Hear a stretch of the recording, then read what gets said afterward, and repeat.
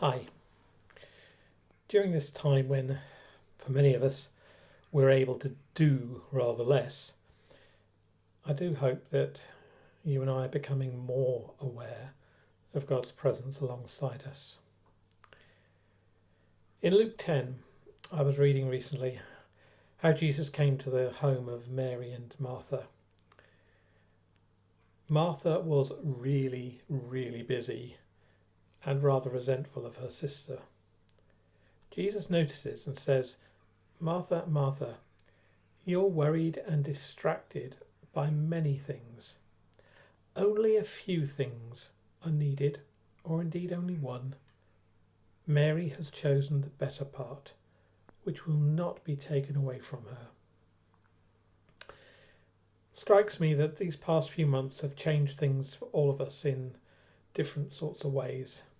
But whether we're frantically busy with work, highly stressed looking after kids, or finding ourselves with unexpected time on our hands, I suspect most of us have been forced to reevaluate our priorities. What are the things that we really need to do? And what are all the other things that we've simply had to defer or maybe just let go of entirely? And as we start to think about how things might look when some of the current restrictions are lifted, I'm sure I'm not the only one who is wondering which of the changes we've been obliged to make over this period will persist. Which ones will carry on? Which of them would I actually like to continue?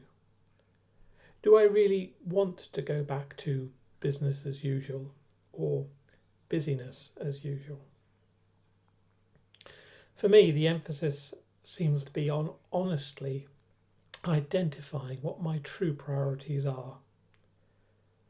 I suspect it would really be quite easy to revert to being immersed in lots and lots of activity that's not necessarily wrong, but I just want to ensure that it's the right activity. Martha, Martha, you are worried and distracted by many things. Only a few things are needed, or only one. Mary has chosen the better part, which will not be taken away from her. Worried, bothered, troubled, distracted, fussing, and all worked up. These are some of the ways various versions translate what Jesus said in those verses. And they can sometimes be true for me. But as I, have perhaps begun to discover over these recent weeks, only a few things are needed. And I want to get better at focusing on these few things. And as Jesus goes on to say, the really key thing, the one thing that Mary prioritized and that would not be taken from her, however many distracting things might try to intrude, that involves sitting at Jesus' feet. Of course I know that. I've known that for years. But if I can take one thing with me from this lockdown period, I want it to be a renewed commitment to choose this central priority.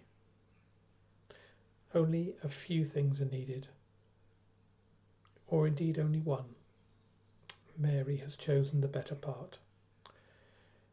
May the Spirit help us all to align our priorities rightly over these coming weeks.